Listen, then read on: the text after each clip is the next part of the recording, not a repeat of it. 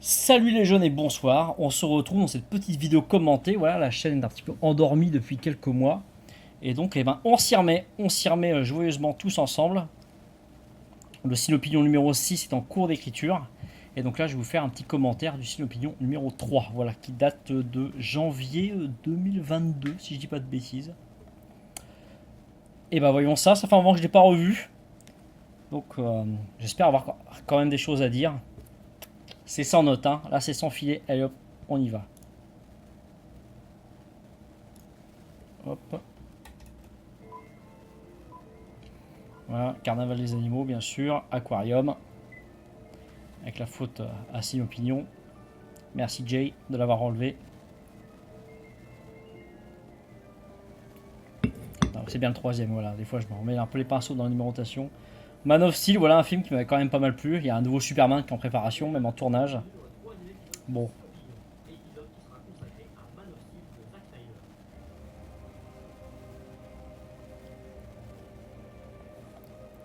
Hop, je regarde un peu comment ça se passe. Un petit peu d'audio du bureau quand même. Hop. Voilà, les réglages se font en direct. Hein. C'est du grand n'importe quoi. Mais vous avez l'habitude sur cette chaîne. Hein. Donc voilà, petit extrait de bande-annonce. Et Amy Adams, on va en reparler. Je me ferai des petites pauses si j'ai des choses particulières à dire, bien sûr. Beau t-shirt Superman. Je m'étais procuré à OMK2 Bibliothèque. À l'époque, ils avaient une belle boutique. C'est un peu moins bien maintenant.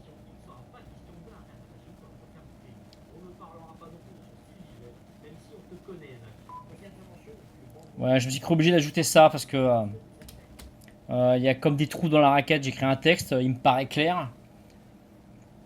Je le dis, je suis concentré sur la meilleure façon de dire, d'être le plus clair, de pas trop bafouiller. J'ai tendance à bafouiller un petit peu.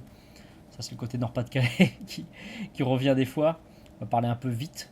Donc, du coup, j'essaie d'être le plus clair possible. Et je m'intéresse pas forcément beaucoup au fond de ce que je dis au moment où je le dis quand j'enregistre. Et puis au montage, on s'aperçoit, enfin, en tout cas moi je peux m'apercevoir que bah il y a des trous dans la raquette, que c'est pas forcément très clair. Donc ça a besoin d'être un petit peu augmenté, d'avoir des rajouts, d'être amélioré. Ça c'est un exemple. Sur le style visuel, voilà. Et que j'en parlerai pas, puis finalement j'en parle quand même. Voilà. Bienvenue dans le monde des amateurs. Hein.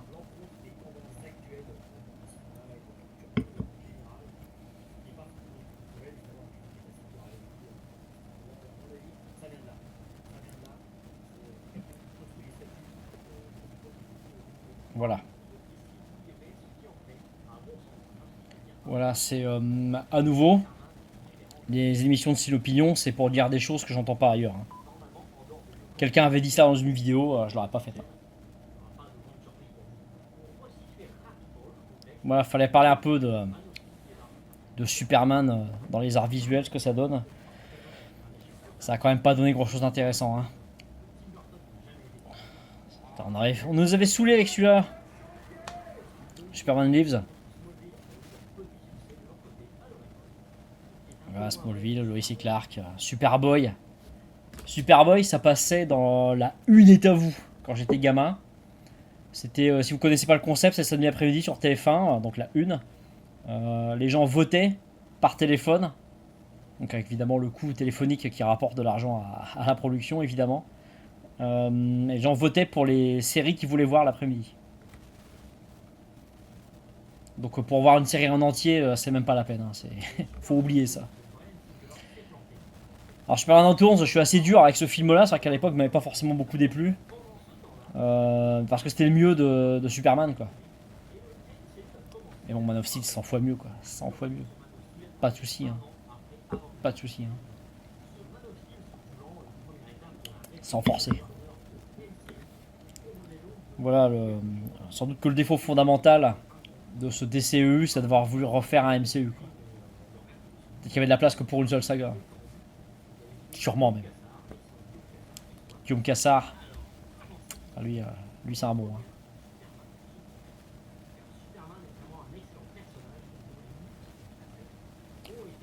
Voilà, il y a toujours un écart. il y a quand même un écart assez phénoménal entre ce qu'on voit en BD et ce qu'on voit en film, en série, quoi. C'était ça le truc qui m'avait fait réagir quand j'ai vu Man of Steel. Enfin, je trouvais quelque chose qui ressemble même vaguement à la BD, quoi.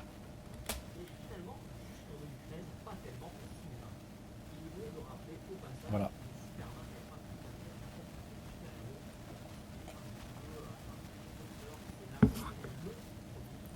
Excusez-moi, ça fait un peu de bruit. Voilà. Petit clin d'œil à ce vieux Quentin quand même.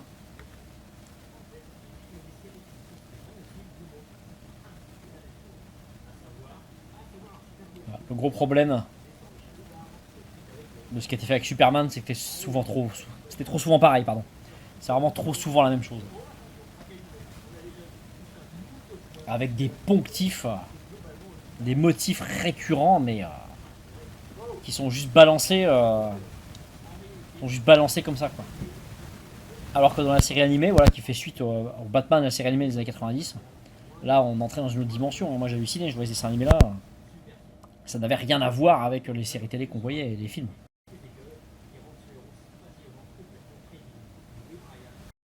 Voilà, un petit taquet à Bryan Singer. Donc évidemment ceux qui ont aimé Superman Returns, ce Man of Steel, ils ont pas très bien réagi, quoi. Voilà. Qui nous reprenait encore la musique du Superman de Richard Donner. On est... Dans l'esprit, on n'est pas trop loin d'un fan film, hein, à ce niveau-là. Voilà. Hans Zimmer qui a fait la musique de Man of Steel. Alors, Hans Zimmer, il est pas sans défaut non plus, hein. Je fais une petite pause là. Il est pas sans défaut. Son principal défaut, c'est peut-être son omniprésence. Là, franchement, il y a certaines années, il faisait 3 bandes originales. Alors, sur une décennie, ça fait quand même beaucoup de musique. Et puis, forcément, il y a des motifs qui se recoupent, il y a des choses qui reviennent. Et après, les autres compositeurs commencent à composer pareil que lui. C'est un petit peu embêtant, quoi. Mais avec John Williams dans les années 80-90, il y avait un problème un peu similaire qui existait aussi.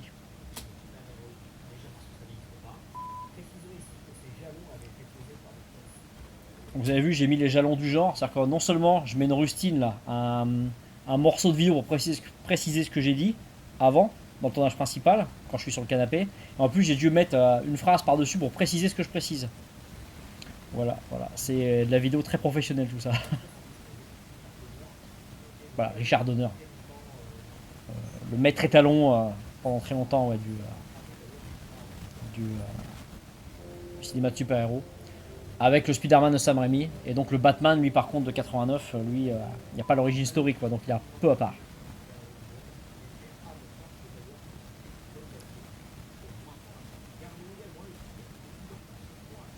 Voilà. De super BD, surtout celle de Alex Alice, hein. Et ouais. John Carter. Je ne cesserai jamais de défendre John Carter, hein.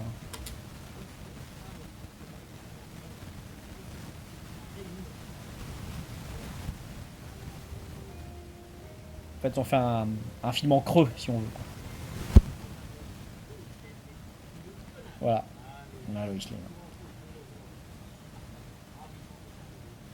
Alors, certaines Lois Lane pouvaient être très plaisantes, hein. Mais c'était pas. C'était vraiment la demoiselle en détresse, quoi. C'était vraiment pas intéressant, quoi. Puis Kate Bosworth, la catastrophe, quoi. Catastrophique, quoi. C'est pas contre l'actrice, hein. Faut voir ce qu'on lui fait jouer aussi, hein. Le truc des lunettes, voilà, ça c'est la meilleure illustration que je pouvais utiliser. C'était évidemment celle-là. Voilà, ça c'est. Et voilà. Le truc c'était ça. Voilà, ça m'a quand même beaucoup intéressé cet aspect-là du film. Je sens que ça s'entend.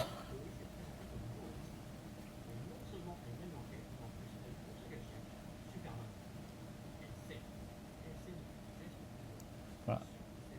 Bon, je vais pas refaire la thèse de la vidéo, hein. Et donc Amy Adams, du coup, le running gag avec Amy Adams qui commence avec cette vidéo et c'est pas du tout fait exprès, quoi. Donc dans le commentaire de la vidéo sur Thor, j'ai pu vous en parler un petit peu éventuellement. Et c'est vrai que c'est un choix qui est intéressant de choisir Amy Adams pour Lois Lane. Et c'est pas du tout les choix qu'aurait fait Marvel. Enfin, a priori, pas les choix qu'aurait fait Marvel, quoi. Donc chez DC, c'était déjà ça ressemble à des choix déjà faits avant chez DC. Moi, je vois un petit taquet à Scarlett, à Tarantino, à Canal+, et au César. Voilà, j'en profite, hein, voilà, donc je fais des digressions dans les vidéos.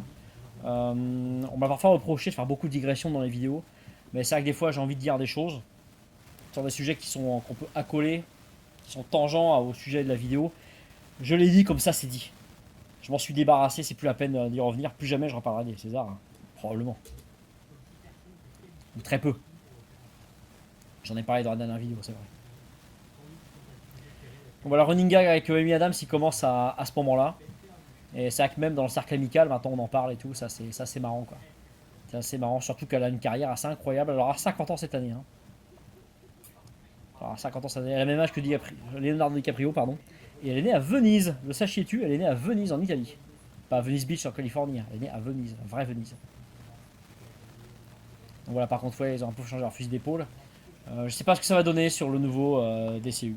Je sais pas, j'ai pas forcément fait gaffe aux actrices engagées. C'est l'éternel, pour les actrices, c'est l'éternel problème, hein, les qualités d'actrice ou juste le corps, juste le physique. On se gratte un peu des fois la tête, on se demande un peu ce qu'ils ont voulu faire. Il faudrait réussir à tenir compte ou des deux à la fois ou d'aucun des deux, j'en sais rien. Je suis pas casteur, je suis pas directeur d'acteur.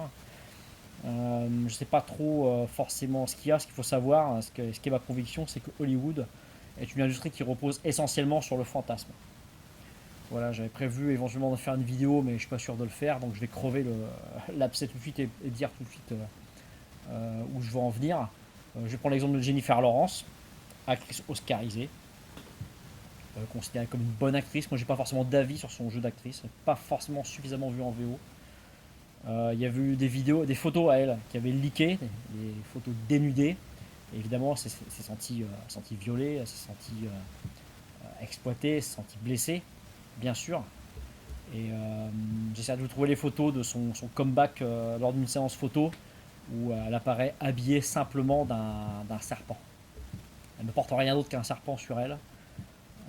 Donc même si c'est là, bien sûr, c'est quelque chose qui est contrôlé, c'est dans une séance photo qui est professionnelle, qui est contrôlée, elle a la maîtrise, ou beaucoup plus la maîtrise que pour les photos qui ont leaké, évidemment. Elle va pas forcément avoir le choix de ne pas se dénuder, en fait. Elle a refait une comédie, quoi. C'est l'an dernier, au début de l'année. Ouais, on en a parlé parce qu'on la voyait à poil, quoi. C'est terrible. C'est terrible parce que les options, sans doute pour beaucoup d'actrices, les options manquent. Donc voilà, je sais pas ce qui attend dans le futur de la carrière de Jennifer Lawrence. Elle est sûrement pas obligée de faire ça à chaque fois, mais bon, c'est quand même des débats qui reviennent. Il y a eu MeToo qui passait par là en plus, avec toutes sortes de choses qui ont été déballées. Mais les actrices à Hollywood ont-elles vraiment le choix? Est-ce qu'elles ont vraiment le choix de pas se foutre à poil, de se foutre à poil ou pas, quoi? Est-ce qu'elles choisissent? Est-ce qu'on leur propose autre chose? C'est à voir, on a vu une Cameron Diaz ou des Jennifer Aniston à qui on a très rapidement rien proposé d'autre que ça, quoi. Et aussi, on pourra parler également je parlais du fantasme, que Hollywood fonctionne sur le fantasme, avec les actrices qui défilent à toute vitesse, hein. Où sont nos chéris des années 2000? Où sont nos chéris des années 2000? Franchement, les actrices omniprésentes entre 2000 et 2005, où est-ce qu'elles sont, quoi?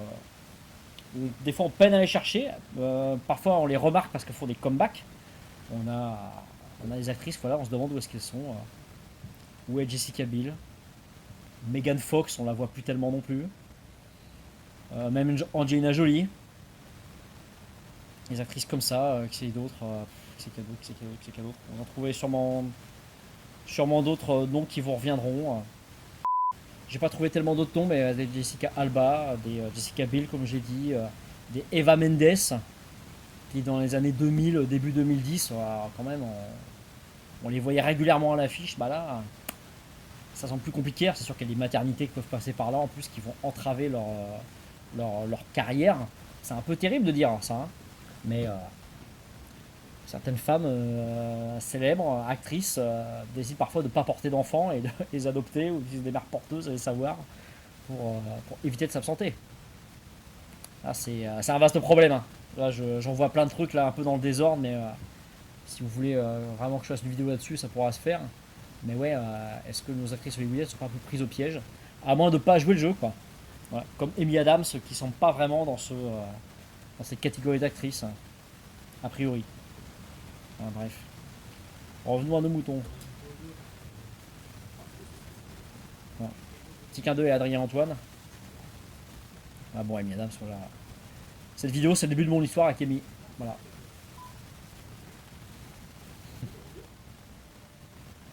Donc voilà, ils ont choisi de faire un film Superman sans Lex Luthor. Ce qui était quand même bien, quoi. Puisque, ouais, Lex, on se le tapait. À longueur de films et séries Superman, on se tapait Lex Luthor, quoi. Donc au bout d'un moment, c'est bon, quoi. Faut aussi varier, quoi. Voilà, donc prochain Superman, il y a encore Lex Luthor. Je sens qu'on va être vachement surpris. Ouais, c'est un peu dangereux à mon avis de faire ça, mais bon. On verra bien ce que James Gunn propose, hein. Voilà, ce sera Zod, voilà. Exactement. Alors, le fameux truc là, presque trop utilisé, hein, ce système d'éviter d'exposer le méchant parce qu'on a déjà exposé le gentil, donc en fait on sait ce que le méchant peut faire puisqu'ils ont les mêmes capacités. Donc, presque trop utilisé maintenant, c'est trop classique ça, faut sûrement faire autre chose. Il faut sûrement trouver une autre technique.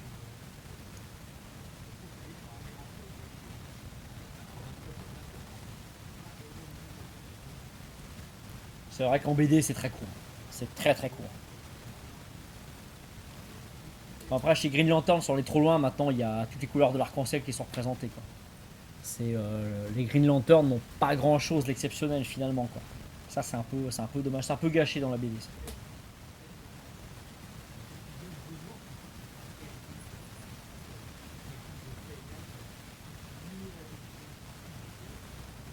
Voilà, pas Lex Luthor. C'était quand même relativement osé si on veut. Même si c'est vrai qu'en y réfléchissant, le personnage de Superman suffit, quoi. Les gens ils s'en foutent de Lex Luthor, quoi. Et donc Lobo, bah, c'est pas gagné. Par contre, on a vu Darkseid et, euh, et Starhawk Conquérant en 2021, tous les deux. C'était quand même super cool. Pour les fans de DC comme moi, c'est très cool. Voilà, donc encore un petit taquet envoyé à Bryan Singer. À Smallville, c'était un peu ridicule là-dessus, la kryptonite. Il y en a 100 000 tonnes qui étaient tombées rien que sur la ferme des Ken, quoi. C'était un peu ridicule.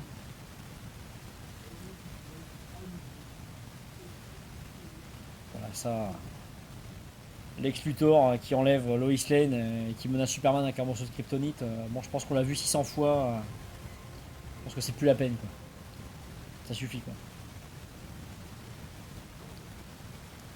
Alors, le petit choc des idées, ouais. Tout à fait, ouais. Le petit choc des idées. Le doute en Superman. Qui, a priori, on n'imagine pas comme étant un personnage qui doute. Alors là, hop, je reviens là. Voilà, donc toujours un taquet à Ridley Scott, hein, bien sûr, on va pas se priver.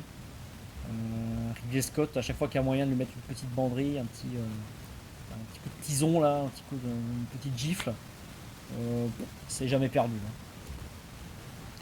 Et non, je ne ferai pas d'émission sur Ridley Scott, il ne vaut absolument pas la peine que je fasse plus que des gros crachats sur lui, quoi. Bon, crachats, j'exagère, hein. C'est pas l'homme que j'attaque, hein. Ouais, l'extrait peut-être qu'il est de trop dans la vidéo là, ça alourdit un peu le rythme de la vidéo. Déjà que la vidéo est plutôt longue, hein. 16 minutes 58 avec le générique, avec les génériques début et fin. Peut-être que c'était un peu de trop ce morceau là, quoi. Je ferai la vidéo maintenant, c'est que je le remettrai pas. Probablement pas.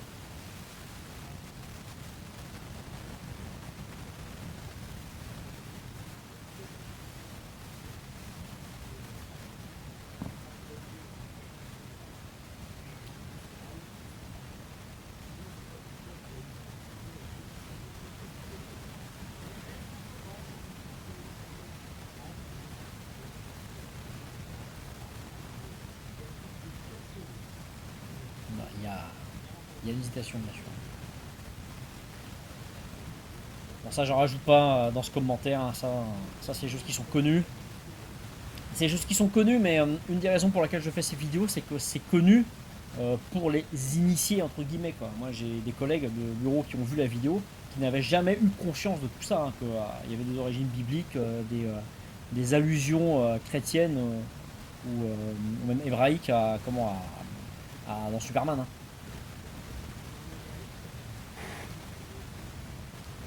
Donc la petite blague un peu pour Dodge, vidéo non sponsorisée. Mais ouais, c'est vrai que mon public, entre guillemets, les gens pour lesquels je fais les vidéos, c'est mon entourage en fait, hein. Et c'est beaucoup de personnes qui n'ont aucune idée de ce genre de choses, hein. Qui sont pas des gens bêtes, hein, ou incultes, hein. Pas du tout, hein. Bah ouais, Kingdom Come, bah Alex Ross, voilà, Alex Ross, voilà, ça c'est. Bah regardez-moi ça, regardez-moi ça. C'est même plus du dessin là. Prochain président, c'est eux qui font mon portrait, hein. Ça se voit un peu quand même.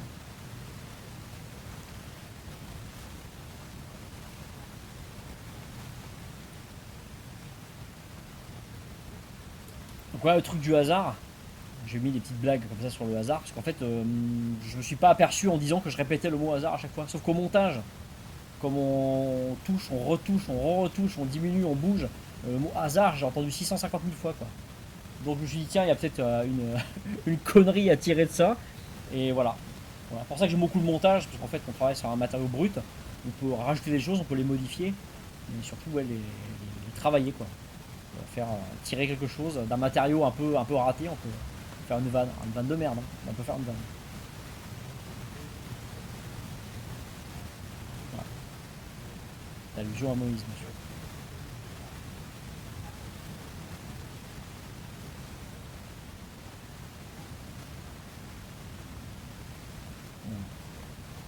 Superman souvent perçu comme assez monolithique, du fait de ses adaptations audiovisuelles, en général.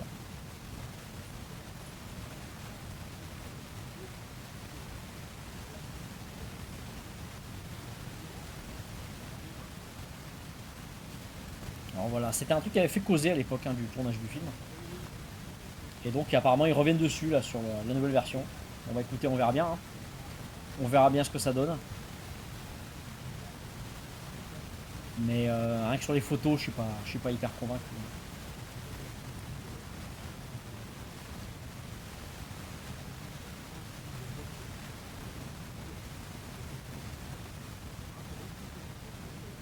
Voilà, il y avait une explication. Mais aujourd'hui on a perdu de vue tout ça, quoi. Et les hommes forts ils s'habillent plus comme ça, hein.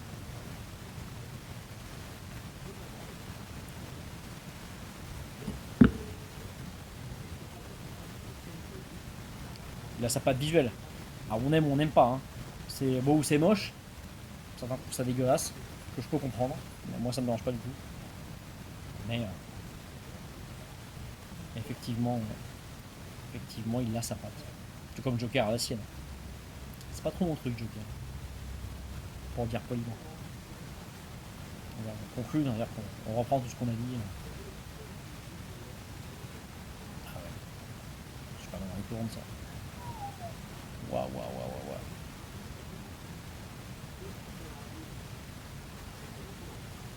Voilà. Il y a le retour. Il y a. Voilà. On remet en route cette machine, quoi. C'est beaucoup plus intéressant à mon avis.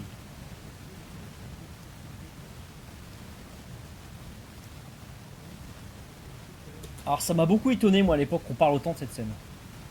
Moi ça me lasse pas de me fasciner ça. Et que tout le monde passe complètement à côté en fait. C'est pourtant c'était. Enfin si je veux dire si moi je comprends c'est que c'est pas compliqué à comprendre, hein. Franchement je suis pas plus malin que n'importe qui.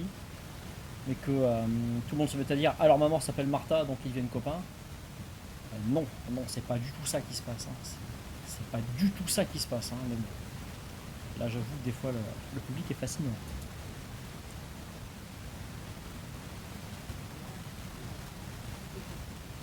Qui n'arrivera jamais. Ouais, ça aurait pu être bien, mais non, il n'y aura pas de Man of Steel 2.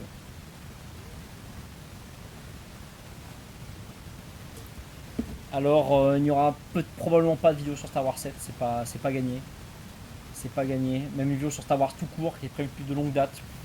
Est-ce que ça vaut bien le coup d'en rajouter sur Star Wars? Même si ce que j'ai à dire n'a pas réellement été dit, donc ça mériterait sans doute de faire une vidéo. Star Wars, il y a peut-être temps de passer à autre chose. Il est peut-être temps de passer à autre chose. C'est quand même un truc qu'on a kiffé ado. Mais là, j'aurai 43 ans cette année. Est-ce que c'est bien utile de remettre le couvert sur Star Wars? Franchement, ça vaut pas le coup.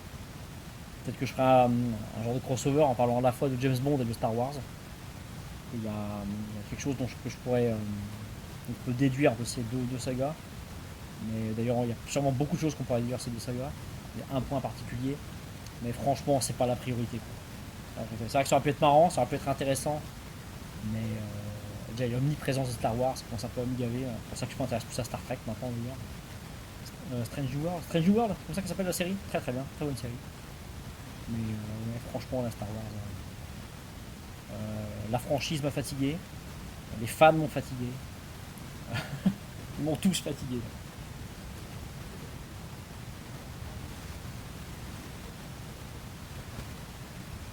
Et ben voilà, on arrive au bout de ce petit commentaire. J'espère que ça vous aura intéressé, que vous aurez saisi quelques petites choses intéressantes. Ce que j'ai dit, voilà, l'éternel Mosinor. L'éternel Mosinor, bien sûr.